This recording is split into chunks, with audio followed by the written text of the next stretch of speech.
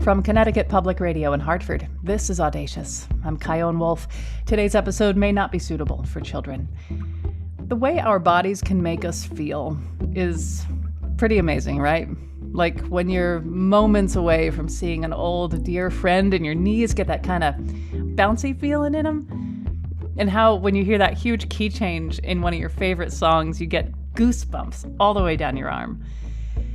And of course, there are the feelings you get if you experience sexual attraction. You see their amazing face and you sweat a little, your heart starts racing, and if things are enthusiastically mutual, you may even feel aroused. And that's always awesome, right? I mean, who wouldn't want to feel that way, like, way more often? But what if you did feel that way, like, way more often? What if you felt that way most, if not all, of the time? To the point where it felt painful and made it so you couldn't live a normal life. Today, you'll meet 3 people with persistent genital arousal disorder, also said as PGAD or PGAD, and as you'll hear, it can go by many other names. Dr. Robert Eckenberg runs the Eckenberg Institute for Pelvic and Sexual Pain. Yeah, pain. PGAD is a pelvic pain disorder. Although an estimated 1% of the population may have this condition, it's not widely understood. It's hard to get diagnosed, and it's challenging to treat. Because of these many nuances, my conversation with Dr. Eckenberg got very much in the weeds.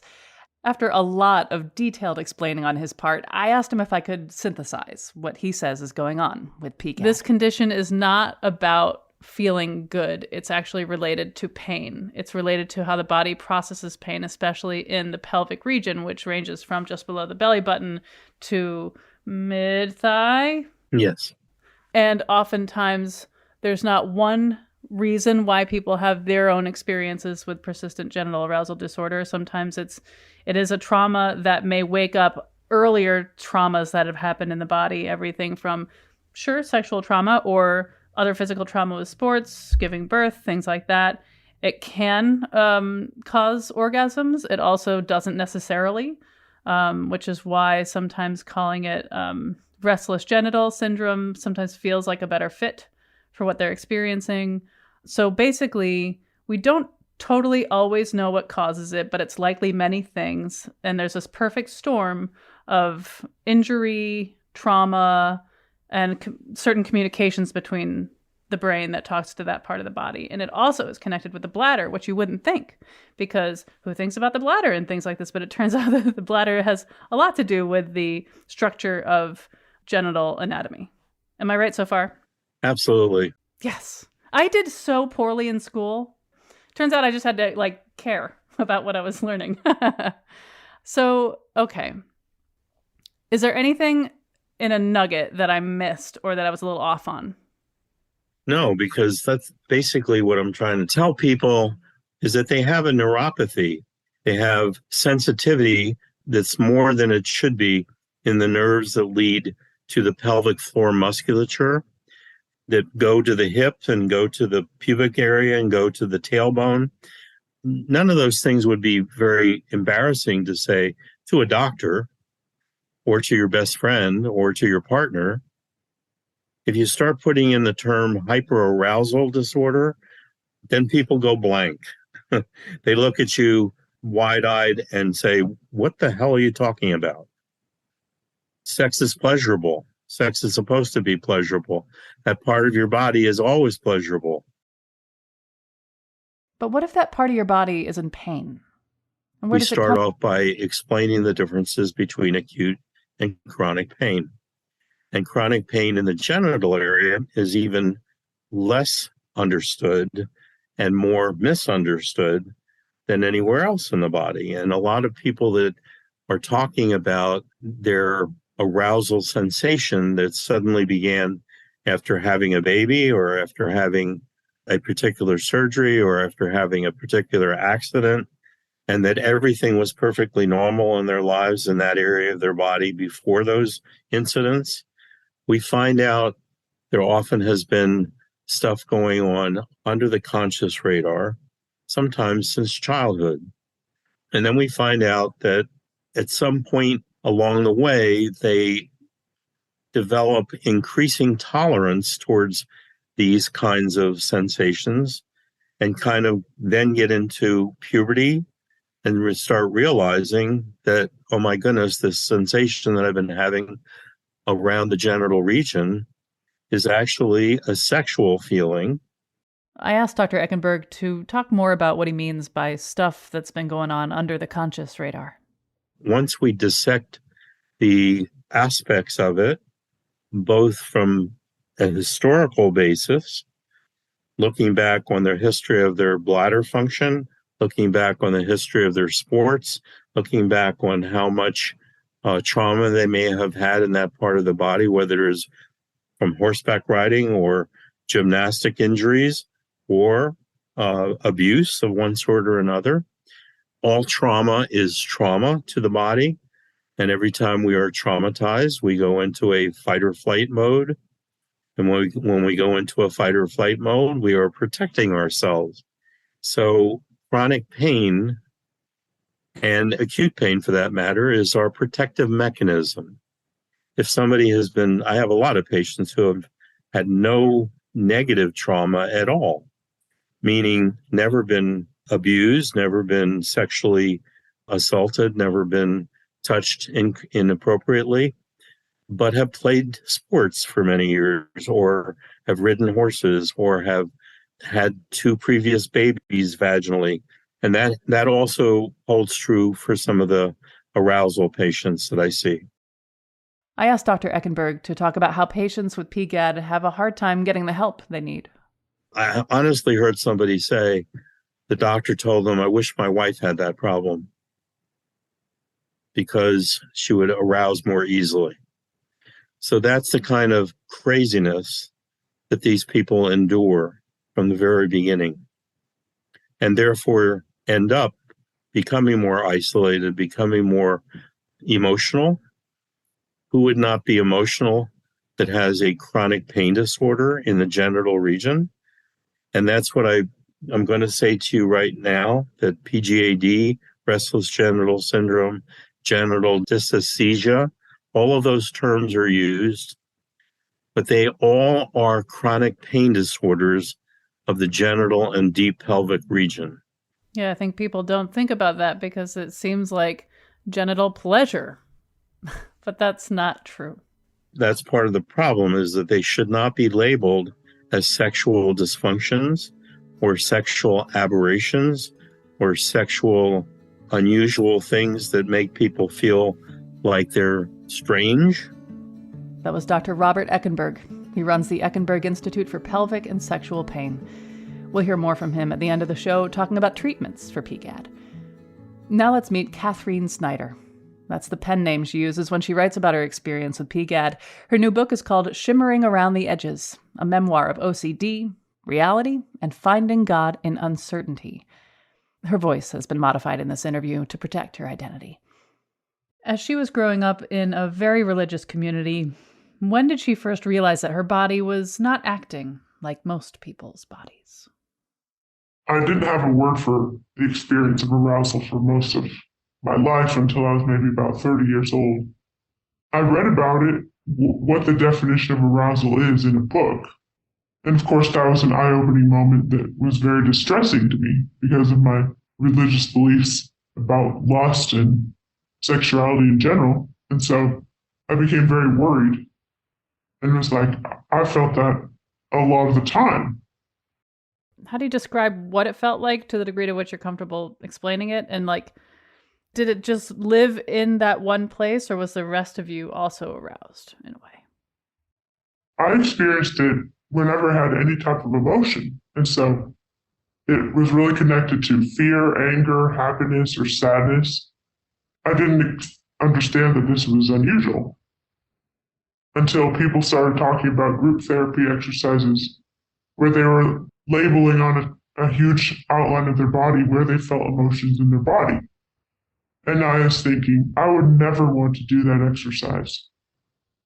And then I started thinking, maybe most people don't feel emotions, every single emotion down there. And so I started Googling where do people feel anger, or where do people feel, shame, or where do people feel happiness. And I actually pulled up these heat maps of the whole human body with every single emotion, and they would feel their head and their chest and their neck or whatever. But the only one that was feeling down there was what they called love or something. So I was like, that's not good. And so I stayed away from therapy because I didn't want people to ask me where I felt my emotions in my body. And that was harmful to my life. I also have OCD, which is basically a pathological search for certainty. I would spend hours and hours and hours and hours and hours researching what is arousal? Where do most people feel it? Why do most people feel it? Why am I different? That's when OCD even made it worse because you get what you focus on. So the more I checked, am I aroused right now? The more I felt it. And so the more my brain made those pathways, the bigger and bigger it got. And the more fear was connected to it, the more it intensified. All the things I was reading online were what I was experiencing, but I was experiencing them with any emotion, like I said, fear, and that experience would begin, or anger, and that experience would begin. Happiness, like I love this flower, and that experience would begin. And it was just very confusing to me. Do you think that sometimes you limit your exposure to things that cause peaks in emotion in order to avoid surges in arousal? For a long time, I decided to go on a quest of killing all my emotions. And that was very devastating because I was a very emotional person with a sensitivity and art. And so getting rid of my emotions was kind of like getting rid of myself. I didn't want to have any emotions. I didn't want to have any stress. I didn't want to have anything that would make me too happy or too sad or too angry. I don't want to speak up about this thing that I feel strongly about because I'll feel an emotion. And I don't want to pet this cat for too long because then I'll feel happy. That was a very devastating part of my life. So what changed? Well, I realized that I couldn't live like that and I couldn't live without my emotions. And so I think one thing that changed was learning about OCD. In my personal experience, learning about OCD and getting OCD therapy was one of the biggest things that helped me because, OCD is a search for certainty, and the treatment is to let go of certainty. And so I had to let go of certainty, like, I do not know what causes this. I do not know why I'm feeling it. Oh, well. And so I'm not saying that the solution is ignoring it, but to some degree, the less I worried about it, the less my brain brought it up. Also, just realizing when I discovered the definition of PGAD, that helped a lot too because I realized that other people experience it with every emotion as well. So then I realized it wasn't something to be quite as afraid of. So then I could experience my emotions and just say, I don't know. I'll just move on. What has helped you feel some kind of relief with this condition? Psychotherapy has helped me, but also the stretches that they put on there. They put on a lot of stretches into the Facebook group, and those stretches help a lot. Can you describe some of those? They're mostly just pelvic floor therapy because the muscles of the pelvic floor are really the muscles that are working when you're experiencing arousal, whether they're tensing or throbbing or loosening or whatever. Those are the muscles that are at work. And so if they're too tense or too loose, when I was a small child, I think I had some like incontinence and someone told me to do Kegel exercises. I started doing those with such an obsession, because of my OCD. And I think I probably over tightened my pelvic floor. And so our mind, body, spirit, and muscles brain, they all work together. And so those pelvic floor stretches help a bunch. And another solution is just topical cream, like topical anesthetics. Preparation H is a topical anesthetic that also like restricts blood flow. And so the blood flow goes down, it reduces pain, and it takes away the sensation. So the stretches and that has been one of the biggest things that have helped me. Who in your life knows about this, about you having PGAD? My sisters and my mom, that's about it. How did they find out? I think, no, I told them each separately. How'd they react? I think some of them didn't necessarily believe it or know very much about it. Some of them did believe it. One of my relatives said, nah, you're not, that's not what you're having. You're just a homosexual. You know, because I experienced that when I was around women as well. That has, to some degree, been possible, but it just added another layer to the confusion. Then I had to research all the different elements of my life, and until finally, when I found out about OCD, I just had to be at peace, not really knowing.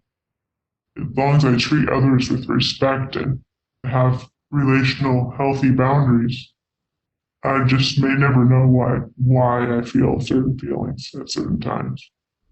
I hadn't thought of that.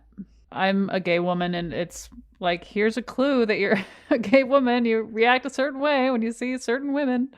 I hadn't even thought about the fact that it would be further confusing to you about your sexual orientation, and so hard for you maybe even just to distinguish what it might be that draws you to a person when it's at like 11, your volume is at like 11 so often, and it has nothing to do with attraction necessarily. Mm-hmm. And add to it all the people who try to distinguish between sexual attraction and romantic attraction and mental attraction and physical attraction and I was lost in a mental tornado, never touching ground because I was just constantly asking myself about every person I saw, what do I feel and why do I feel it? And it was just very distressing. Add to that religion. You come from a religious background. It's important to you in the ways that it is. I'd love to I grew up Roman Catholic, and I don't need to tell you anything having to do with sex, or certainly with homosexuality. Like, there's just a lot of trauma there. It's not easy to even understand sex or desire, arousal in the context of being in a church or many religious organizations. Talk about this experience you've had with PGAD and your connection to a higher power, to religious structure, and how they informed each other or butted heads. Well, I think that's what caused a lot of my distress because I'd heard a lot about lust, and lust is one of the greatest sins.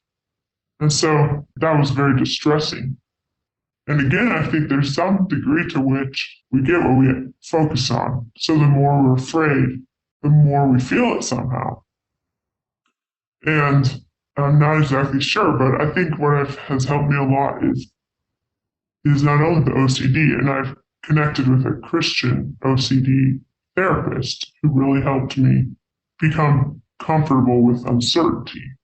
And I realized that we can have confidence, but we don't have to have certainty. And that concept helps me a lot because even in God's word, there is a lot of mystery. And the word mystery comes up over and over. And even God can't always be described in our human categories. Ourselves can't always be described in our human categories either. I think people try to find certainty instead of God. The real God, I believe, wants to be with us in our uncertainty. He wants us to trust Him even when we don't understand. And He wants us to learn to know Him personally, which does not include categorizing and labeling every part of Him or every part of ourselves. each human being is unique. And so learning to be content even without understanding everything was a big part of my journey. Catherine Snyder, thank you so much for talking with me. Thank you. I'm so grateful you're willing to listen. Catherine's book is called Shimmering Around the Edges, a memoir of OCD, reality, and finding God in uncertainty. We'll have a link to it at ctpublic.org/audacious. When we get back, one Wisconsin woman's PGAD symptoms include orgasms. So how many does she typically have in a day?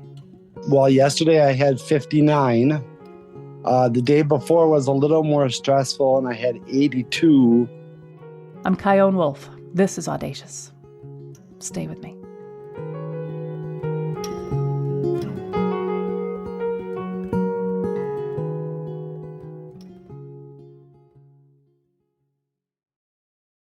This is Audacious. I'm Kyone Wolf. This episode may not be suitable for children. Today we're talking about PGAD, persistent genital arousal disorder. It's a chronic pain disorder in the genital and deep pelvic region, and the way it manifests are often as unique as the person with the condition. In 2012, Christine Hazel Decker, a transgender woman living in Wisconsin, tripped and fell while getting out of a chair. She said that something on her lower back popped and her right leg went numb. She crawled across the floor, called 911, and in the back of the ambulance, she had an orgasm. And then another. And another. What the hell is going on? And by the time they were over, I'm laughing because I'm like, I just had a bunch of orgasms, and even the guys in the back of the ambulance started laughing. They're like, what? And then it just kept getting progressively worse. That first day in the hospital, after about an hour of being there, the doctors were like, can you count these so we get an idea of how many you're having? And so I did. And they came in the next morning, and I gave them the sheet of paper, and it had 236 hash marks on it. And they looked at that, and they looked at me, and they said, there's nothing that we can do for you. So we're going to put you in an ambulance and send you down to Milwaukee to Freighter, which is the biggest medical complex in the state of Wisconsin, and let them deal with you. So that's what they did. How did they deal with you? They kept me in the hospital for a week. They did an MRI. They did some x-rays. They were doing blood work. And basically by the end of the week, they're like, we don't know, go home. I think doing this show, I've never thought about orgasms so much as when I started working on this show. And the thing is that, orgasms, they're special, right? Like if you have them, they feel good. They don't happen all the time, which is part of what makes them feel good. It's special. If there's someone else, it's a different kind of special, or someone else is, it's a different, So I think I could use your help in understanding what an orgasm is like, not only when it's not special in that way, but when it is one after another after another. It's insanity. Eventually over time, your pelvic floor muscles, the tension starts to build up, and it doesn't release like it does during a normal orgasm. You tense up and then you release. Well, when you have 120 a day, it tenses up, but it doesn't really release. So then another, set happens, and they tense up even more, and now they don't release again, and then more happen, and it tenses up even more. And so I wound up spending 2.5 years in pelvic floor therapy just because my pelvic floor muscles are completely out of whack. I can't wake up tomorrow and predict how my PG is going to act tomorrow because it's not going to be the same as it was yesterday. And then once I started my transition, who knew that you remove the testosterone from a body and it really takes away the ability to orgasm? And the spironolactone, which is the drug I take, which stops my body from absorbing testosterone, turned off the ability to ejaculate. So it kind of dampened it. How many would you estimate you have a day now? Well, yesterday I had 59. The day before was a little more stressful and I had 82. Today I've already had probably 29.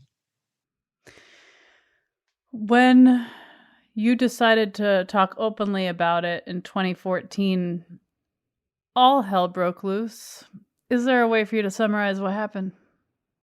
I've never seen a story go instantly viral like this one did.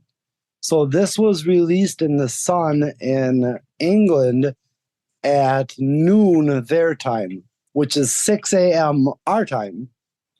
By 6:05 a.m., my phone was already ringing off the hook.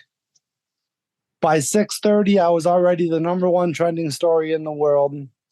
And by 9 o'clock, everyone on television was talking about me. I don't imagine they were saying particularly respectful or accurate things. What kind of things were they saying, Christine? So one of the things I did catch was Kathy Lee and Hoda talking about me on the Today Show.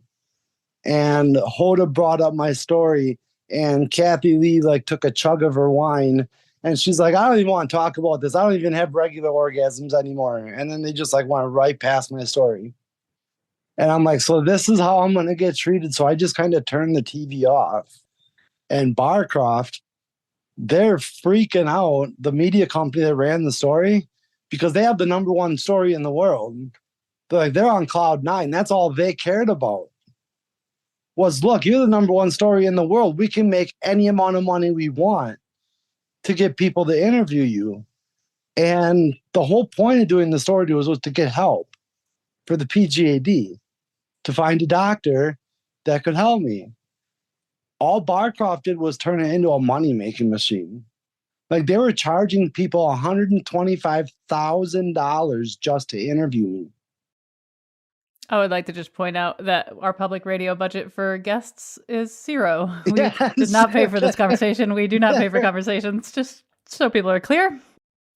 You had mentioned that stress increases the amount of orgasms that you have. So you were already pretty stressed out. You're seeking help. You're coming out about this. And then the media does what it did to you and your story. Did that exacerbate the problem? Oh, yeah. I mean, it drove me to attempt suicide. Conan O'Brien was one of my favorite entertainers. Until my friend sent me a video, she's like, oh my God, Conan was talking about you on his show tonight. And she sent me the video of it. And it was basically him and Andy Richter having a skit about what it would be like to have 100 orgasms a day. Andy Richter made some comment like, oh, wait, I can't go to sleep yet. I've only had 99. Oh, wait, there's 100. Okay. And he did that for a whole week. And there's celebrities out there who have literally used my story to build their careers, like Tom Segura. Unfortunately, he's one of the most popular comedians in the world. He has my voice programmed in to his soundboard. So anytime he wants, he can hit a button and all of his millions of listeners hear me have an orgasm whenever he wants. Christine, I'm so sorry. You didn't deserve any of that. And I'm so glad that you're still here with us. For the length of time that you and I have been talking, have you experienced any orgasms? No, I haven't. Let's see, it's probably 20 after 3 now. So about 1:30, I had about 13 orgasms. Now I'll have between 2 and 4 hours before that goes off again. So we're at the 2-hour mark now. So from the last time it happened. So now I'm getting into what I call the danger zone of it could happen now at any time between now and usually it never goes longer than 4 hours. Very seldom. So if you're out getting a coffee and it happens, You better find someplace to hide. You got to understand this becomes a lifestyle now. So these are things I look for when I go out. Like if I'm going out to a restaurant, have to make sure that I'm sitting somewhere that I can make an escape within 3 or 4 seconds. Like, and these are the things I have to constantly be aware of. So, but like when you get pinned in an interview like this, there's no place to go. How do you wish people would respond to you when they find out what your condition is? With a tempered understanding. I get it. You hear this, the headline, the story, guy has 100 orgasms a day. Oh my God, that's ridiculous. Ha, ha, ha. I get that. But when you hear these stories, before you really decide to like hunker down and laugh at this person, like really try to put yourself in their place and really read and understand their story so you get an idea of what it is they're going through. Because if you don't, you're no better than the jerks in the media. Well, Christine Hazel Decker, thank you so much for talking with me. You're very welcome. I really hope we get to do this again sometime. We'll have a link to Christine's book, Stripped, When Dignity Disappears, A Life Bared by PGAD and Transgenderism at ctpublic.org/audacious. And if you're struggling with emotional distress, call or text the Suicide and Crisis Lifeline at 988. It's free, confidential, and available 24/7. After the break, how one woman found relief. There's always a way, and I understand that there's no cure to this 100%, but there's a way to bring the dial down. Plus more from Dr. Eckenberg about what else can help. I'm Kyone Wolf. This is Audacious. Be right back.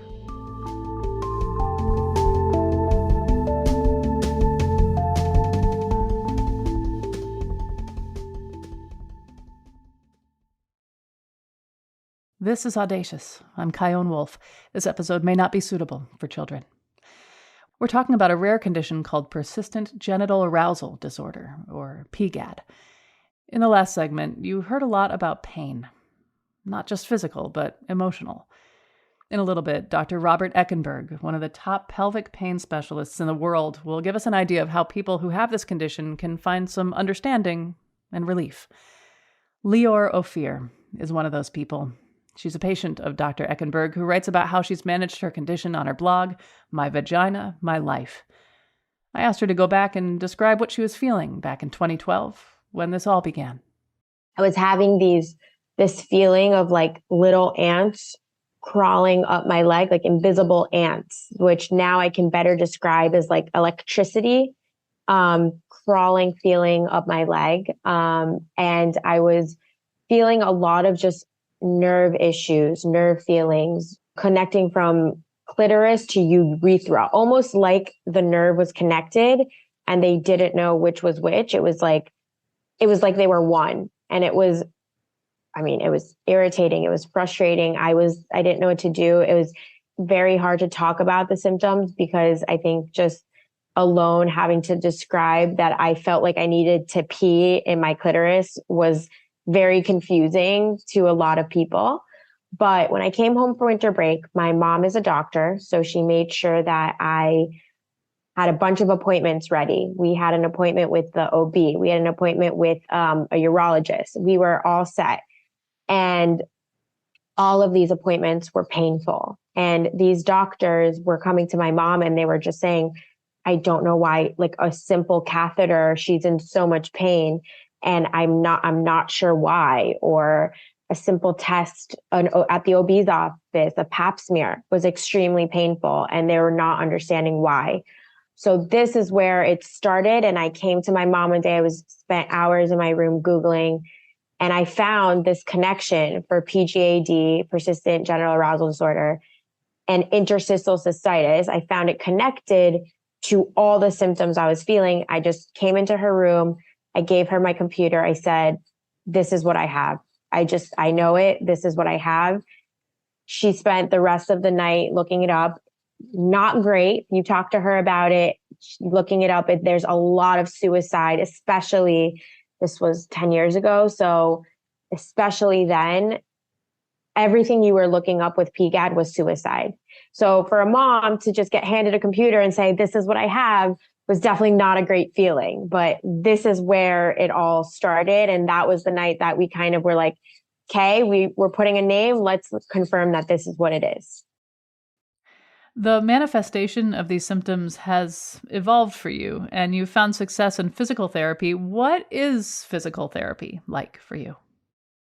The way you have knots in your back and you carry all the stress, and then you go to the masseuse and they knead it out and they get those pressure points and they get those knots out. It's the exact same thing. It's just internally in the vagina, you have knots that are being held there because of stress, because you're tightening your pelvic floor, creating these knots, and they go internally either with, depending on what stage you're at, it could be a finger with a glove, or it could be something called a dilator, which is just basically a cylinder. And it basically goes in and pushes against those pressure points to release the knots. That's a deep tissue massage in a totally different way. Yeah, absolutely. And it starts very slow, depending on how far along you are in this process, but they start very small. And then eventually the dilators are different sizes and you build your way up until, like I am today, not needing physical therapy. I haven't been to physical. I went back after I was pregnant, but haven't needed for PGAD in quite some time. So in the 10 years that you've been living with this, what has really worked for you? And how are you now? Physical therapy was like a game changer for me, I think. But another example is some women get Botox injections in kind of the vulva area to help with these symptoms. I did it once. It didn't work for me personally. The getting it was not super great. It was a bit painful, like it kind of burnt. And afterwards, I didn't feel the benefit enough. The juice wasn't worth the squeeze, so to speak. Exactly. But it's worked for many other women who have these symptoms. So it's hard. You always have to try. Some women, a sitz bath, like a warm sitz bath, helps amazingly. For me, an ice pack works better, actually. So that's literally hot and cold is complete opposites. And it just depends. And I just tell people, try it out, like see what works for you. And then when you find the one that does, you'll see that maybe it'll work for you forever. Or sometimes maybe it'll only work for 5 years. And then you kind of find the next thing. And then for me, medication, I'm on something called Neurontin, which is, it's kind of like a seizure medication, but it helps with nerves. I've actually been on it since I've been diagnosed. When you and your husband decided to have a child, I bet there were 10,000 questions that you were asking yourself and your husband and your doctor about what effect the pregnancy would have on this condition, whether it would make it better, whether it would make it worse or not. So, I mean, that was a question from my first appointment. Can you get pregnant? He said, absolutely, my doctor. And there was actually some women who pregnancy, quote unquote, cured them. They got pregnant and they were not feeling any symptoms whatsoever. And there are many women who had natural vaginal, or there are some women who had C-section. So I was curious about that as well. I had surgery in, I want to say 2019 or 2018.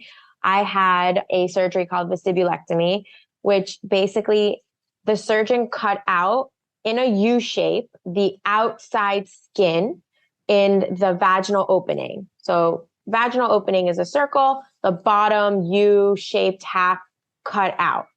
The reason was I was doing everything. I was doing physical therapy and everything like that. I was at a great point where I was doing a lot better. And the redness was still there. The irritation was still there. So it was making sex very painful.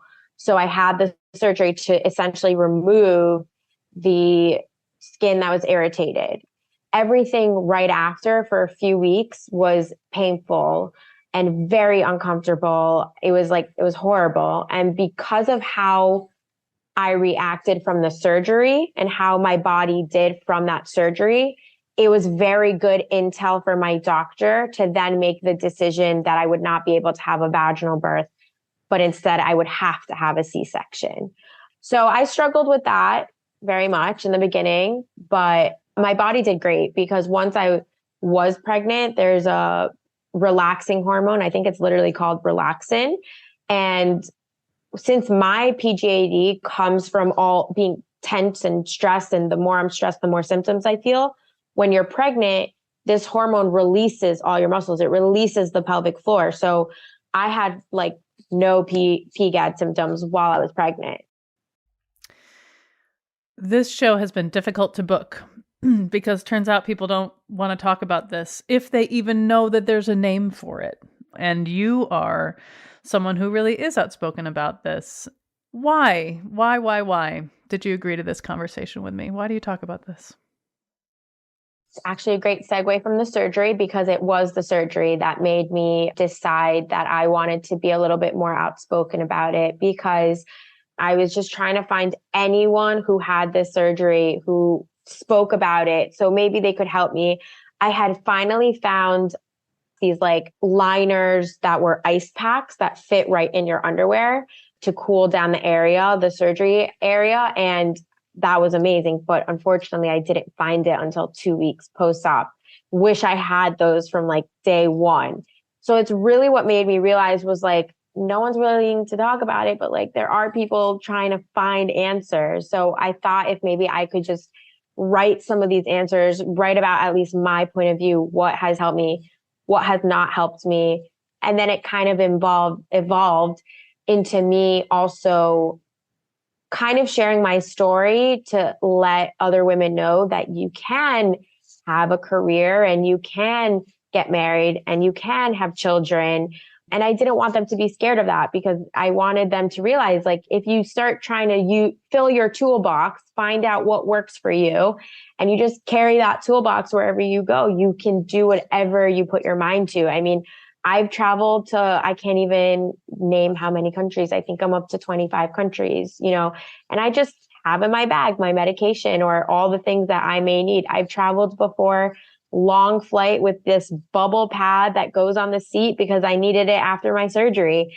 You figure it out and you do what you can. And I also started just wanting to send that message out.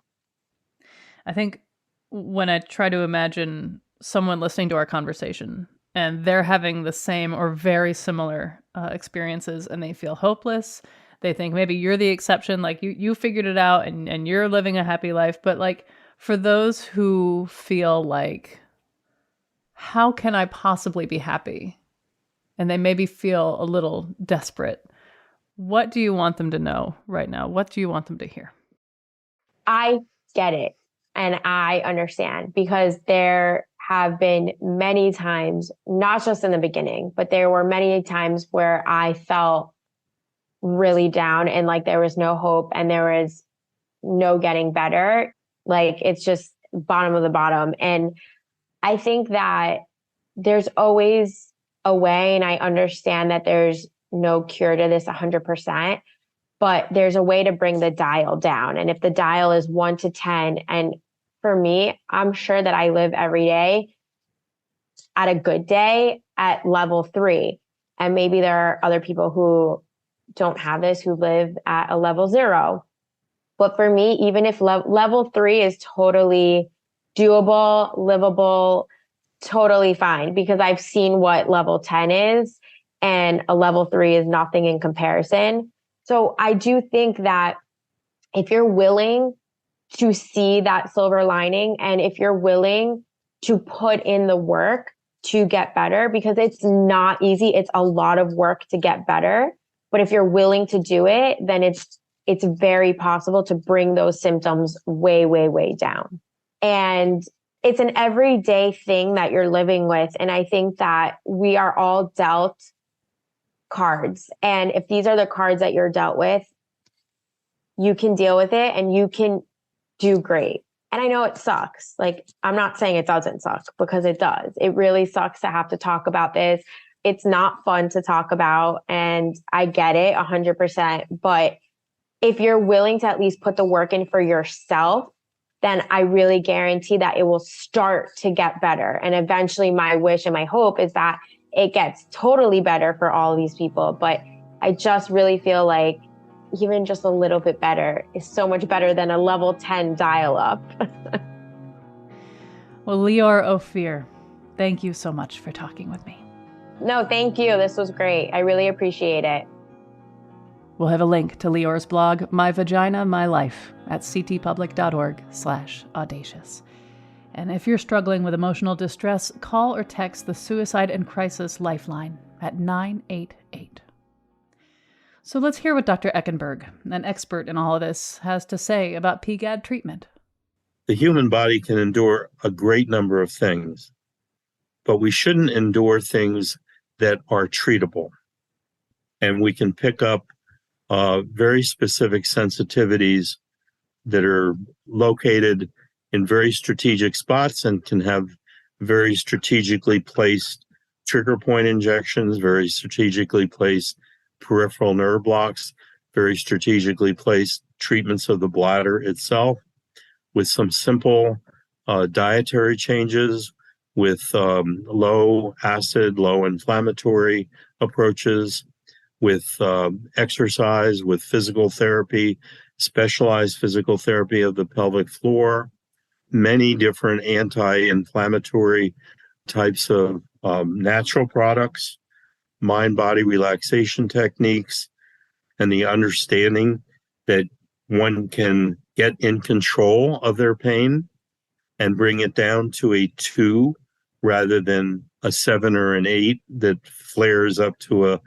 15 out of 10 in many cases. And here are some of his reflections on what his patients go through and what they need from us. This is a part of the body that we are taught from a very early age not to touch ourselves there, not to expose ourselves there, not to allow anybody into that space or around that space. And then when that space starts to be disordered or dysfunctional, or heaven forbid, hurting in a way that you've never felt before, and no one can explain it to you, then that becomes emotionally an incredible burden. And that needs to be understood by everyone around those people so that they can get the appropriate love and support and have more of a purpose in their life than waking up each morning and wondering, how bad is this day going to be? Thanks to Dr. Robert Eckenberg, founder of the Eckenberg Institute for Pelvic and Sexual Pain, and deep thanks to Lior, Christine, and Catherine for trusting us with their stories. Audacious is always lovingly produced by Jessica Severin de Martinez, Khalil Rahman, Meg Fitzgerald, Meg Dalton, and Katie Tolarski at Connecticut Public Radio in Hartford, with help from our wonderful interns Carol Chen and Stacy Addo. We have a lot of conversations in our podcast catalog with people who have rare conditions, from being incapable of feeling any physical pain to having an intense desire for the amputation of a healthy limb.